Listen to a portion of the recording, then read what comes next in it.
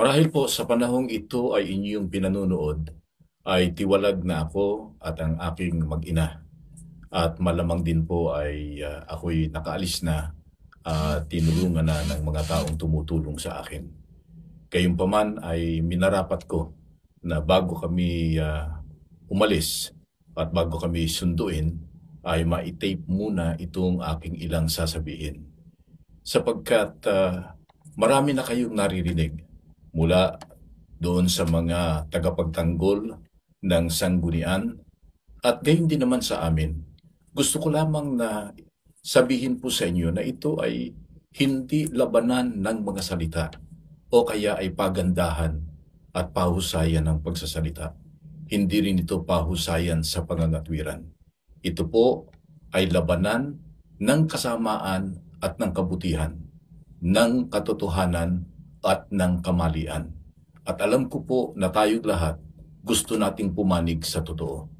Kaya ang gusto ko lang pong masabi sa inyo ay ang gawin natin, sundin natin yung tama.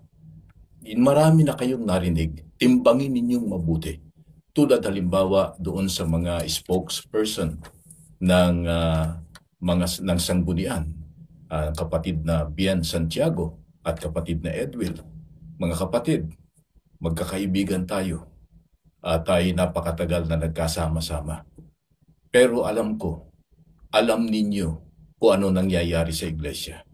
Hindi ko lamang maintindihan kung bakit ang katulad ninyo na mga ministro at ang isa pa nga ay napakatagal ng ministro, anak din ng isang pioneer sa iglesia, ay hindi masabi yung tunay ninyong niloloob at tunay ninyong nakikita. Alam ninyo na sa ating mga pag-uusap kahit noon, ay kayo rin ang bumabanggit ng mga katiwalian na ginagawa ni kapatid na Glicerio Santos Jr. Meron ka pang ang termino, kapatid na Bien, na sinasabi mo sa akin na wala tayong magagawa sapagkat siya ang apple of the eye ngayon ng namamahala. Kaya kahit anong sabihin natin, ay hindi pakikinggan. Nalalaman ninyo kung anong nangyayari. Si kapatid na Edwil, nagkakabiroan tayo, pero sa biro, nalalaman mo kung ano yung mga nasasabi sa biro at kung ano ang nasasabi o nababanggit na mga bagay na nangyayari. Kaya sana, kung kayo man ay magsasalita pa, maging spokesperson kayo ng Diyos, hindi ng mga taong inyong ipinagtatanggol. Tandaan ninyo, yung katiwalian, hindi naman ito kakaila. Lilitaw at lilitaw yan. Alam natin yan, itinuturo natin yan, na hindi na itatago ang lihim, kundi yan ay lilitaw, ihahayag yan ng ating Panginoong Diyos. Pero sana maintindihan ninyo kung ihayag man ng Diyos yung lihim, sana hindi kayo kasama doon sa inihahayag niya na kayo ay gumagawa ng masama at pinagtatakpan ninyo yung kamalian. At dapat sana ay sagutin ninyo punto por punto yung mga binabanggit na katiwalian. Huwag ninyong hanapan ng prueba raw. Marami ng prueba eh.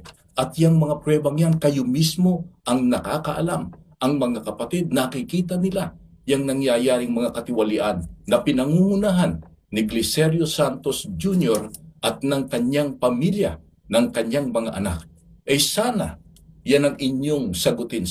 Kung sinasabi ninyo na hindi totoo yan, walang katiwaliang nangyayari, eh sana ay patunayan ninyo.